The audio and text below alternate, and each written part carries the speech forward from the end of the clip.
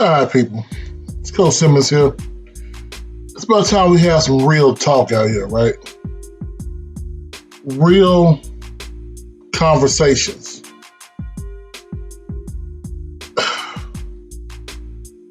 The thing that happened this morning, was posted this morning by Cut Day. Big shout out to Cut Day Sports. Get that man a subscribe and a like on that content he's doing. With Ricky Williams. The thing is, there are things that nobody has been talking about for years, and we're getting distracted by minute things. When I originally started this channel, it was just to promote, explain why kids should come to HBCUs, and to get rid of any misinformation out there about HBCUs, the football, and the life. Somewhere along the way, that has lost its cachet. Somewhere along the way, the whole explanation of this is why we come to HBCUs, this is what good can happen, was lost. Now, I'm not going to say every player that goes to HBCU is going to end up being Walter Payton, Brazil, Slater, Lanier. You know, the names we always hear all the time. Aeneas Williams, Michael Strahan. It's not going to be every single player. But I think the one thing that everybody is forgetting to do and forgetting to mention, which is, oh my God, it's so important to mention this. These are children. Now, I know you're saying, hey, if it's over 18, not a kid anymore. All right, pervert, look. You know, until you can legally buy a drink, you consider a child. Until you can legally, in my mind, get a rental car, you consider a child. And the thing with Ricky Williams that has hit home so hard for the black community that is around the area he played at is, we're going to tell you some history. It's story time about Longhorns and about Austin. You come to Austin right now, it's a very, I ain't gonna lie, it's a very white city. It's white as hell. The closer downtown you get, the whiter it gets. But over the last, let's say 70 years, it has become that way. So we're not gonna go back to slavery. We're gonna give you a history lesson. The redlining of the city of Austin. Everybody in every HBCU city knows what redlining is. If you don't know what redlining is, look it up. The redlining gradually forced people out of downtown, away from East Austin, I-35. The place where that nasty ass Franklin's barbecue is at right now, 20 years ago was all black. Now, you can't find a black person over there. That's 20 years. It went from black-owned businesses, black-owned restaurants, black museums. Now it's nothing but nickel weight and fusion and $3,000 a month apartments.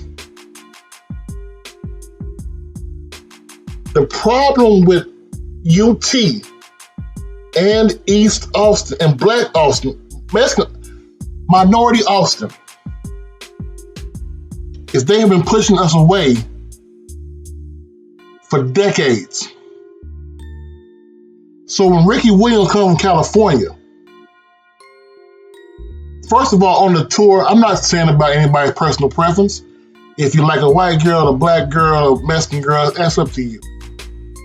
But on the tour, you see all the football players.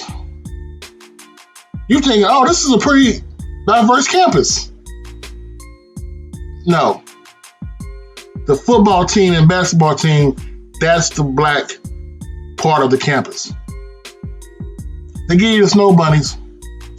I may offend some people, but it's the God the honest truth. When you go on a tour, they give you that one captain who's going to take you to a pool party with a bunch of 18, 19-year-old,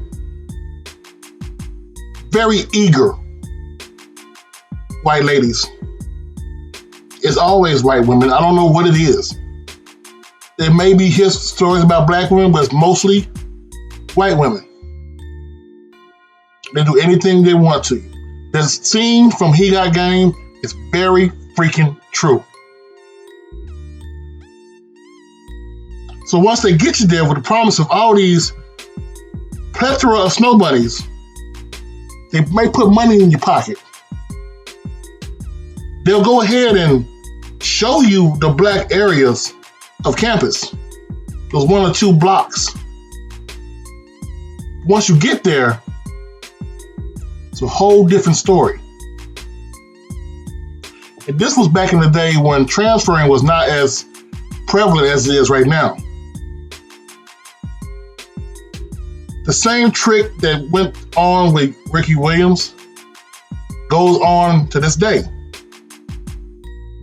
That's why these kids are transferring at an alarming rate to HBCUs after 1 year.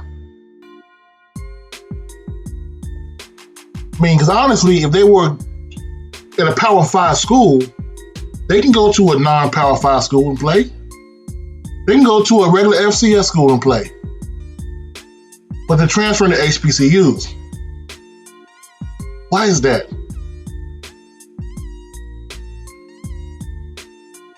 I'm gonna be honest with you. A lot of kids, mostly a lot of black kids, don't have fathers in the home. I don't care what the comment section says right now. Screw it. It's true. Most of these children are fueled to get their family out of poverty. They'll do everything they can do to get their family out of the situation they're in right now.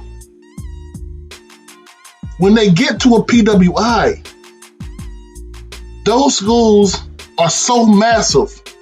There's so many kids on scholarship. The coach either can't or won't give each kid the individual attention they need to develop.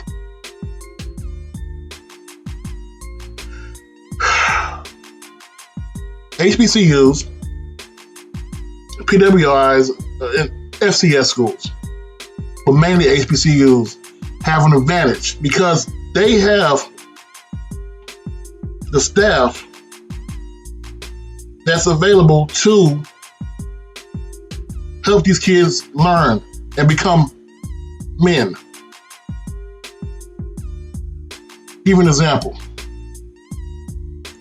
Everybody knows about black coaches in Power 5. They're all position coaches, right? They're the head recruiters, right? Coach Prime once said, "Why is it okay for me to help recruit a kid there, but I can't coach him?" That's all they want you to do. Get the kid there. And then maybe the kid does develop a relationship with the position coach. But he always knows the position coach has no power that the head coach won't give him. So when you go to schools like that, I'm sorry to preach here, I'm sorry. When you go to schools like that, it breeds a degree of unintelligence. It's not a word. Okay, stupidity. Remorse. We are raising people who are going to these PWIs who will show respect to a white coach,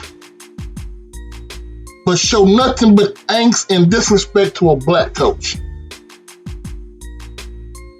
Why is that? Ricky said it very plainly.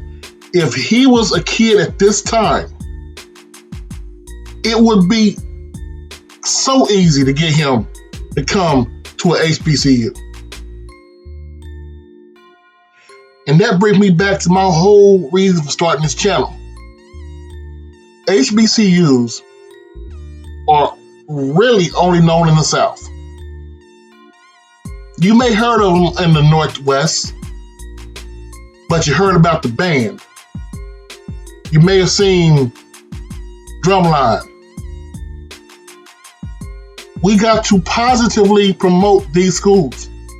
Now, at the same time, yeah, I do agree. If they messing up, call them out. Constructive criticism is not a bad thing. But if we do not give our kids an option that they are crying out and need, what good are we?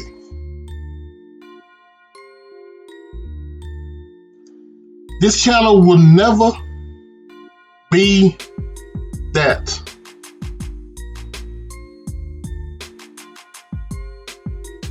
To see this man on TV, once again, all respect him, do the cut, all due respect to the pivot.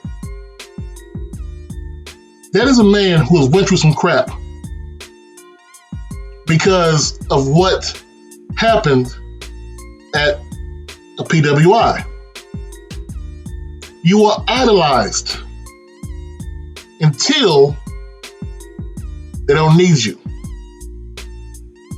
If you would have heard all the shit going on today on the radio about Ricky Williams, the pothead, he never was fully involved.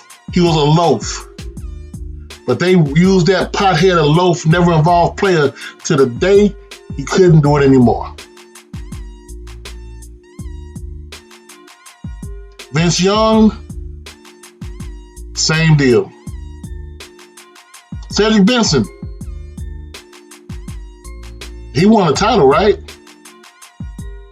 Day after he died, was never mentioned again. This is what these programs do. And I'm ready for all the hate. I don't care. I'm being honest with you. This is Coach's Corner. Basically, I had to get stuff off my chest right now. Y'all have a wonderful day. God bless you. And promote and uplift. Honestly, uplift HBCUs. If you can't, I ain't gonna say it. I'm out.